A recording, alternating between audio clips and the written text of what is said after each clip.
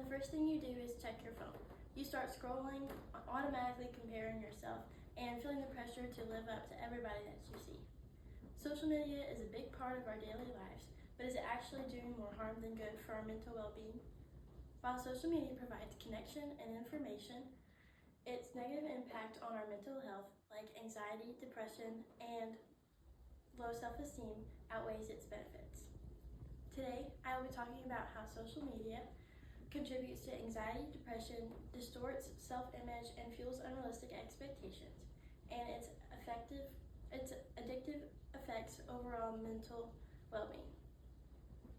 To begin, let's look at the first harmful effect of social media, anxiety and depression. Social media contributes to anxiety and depression. Studies show a correlation between excessive social media use and increased rates of anxiety and depression in our youth. The fear of missing out creates a pressure to constantly engage, leading to stress.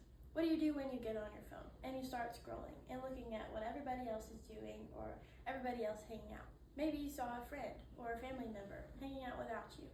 Usually that doesn't make us feel warm and fuzzy feelings. A lot of times it makes us feel anxious, like we weren't enough and they didn't want to hang out with us. That can lead to anxiety and depression when you experience that over and over.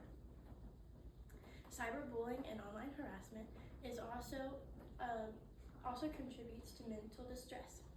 When you get on your phone and you don't see any faces, you get brave and you think you can say whatever you want to. And oftentimes we forget that there's another person on the other side of our phone that is receiving that message. A lot of times forgetting that principle can lead to cyberbullying.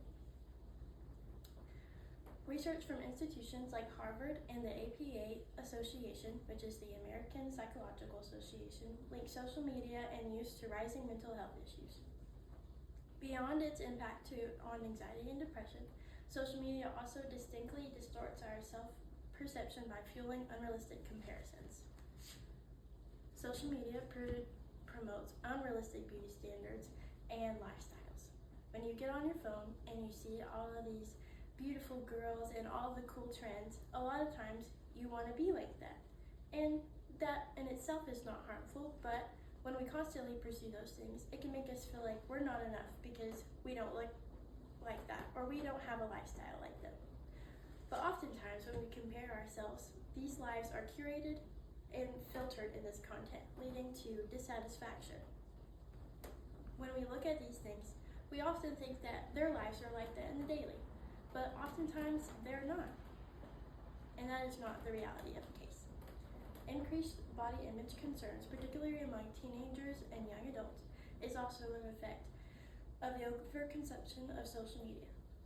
Studies on Instagram's impact on teenagers, girls' self-esteem there are many of those. In addition to the negative impact on self-perception, the addictive features of social media platforms also play a crucial role in harming our mental well-being. Social media platforms are designed to be addictive through endless scrolling and notifications. What do you do when you get a notification on your phone? You pick it up, right? Before you know it, you go to the app and you're scrolling for hours and half your day is gone. A lot of this repetitive action leads to a reduced attention span and increased stress. When you practice that scrolling effect, if you get on and the video doesn't capture your attention, usually within the first 10 seconds, you scroll past it. This repetitive action can have a harmful effect in our everyday lives when we're trying to pay attention to something. It also disrupts our sleep, which is crucial for our mental health. Studies show that when you go to sleep, before you go to sleep, if you get on your phone and start scrolling, it can have a big impact on our mental health by increasing your risk for anxiety and depression. The rise of doom scrolling is also one of the psychological effects that it has on our minds.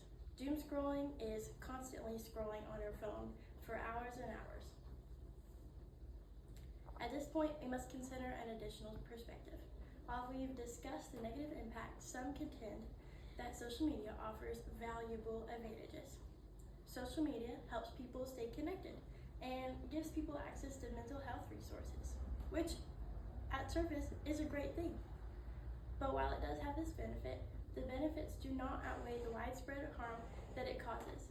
The connection it provides is often superficial, and excessive use has been linked to loneliness rather than true emotional support. Now that we've addressed these counter arguments, let's recap what we've talked about. In conclusion, despite its conveniences, social media does more harm than good to our overall mental well-being by contributing to anxiety and depression, distorted self-image, and causing unrealistic expectations, and it's designed to be addictive, worsening our mental health. In order to combat these negative mental health effects on social media, we encourage social media use to be limited, and digital detoxing is a way to do that. Also prioritizing real life interactions with people. Let's reclaim our mental well-being and seek to find balance in the use of modern technology.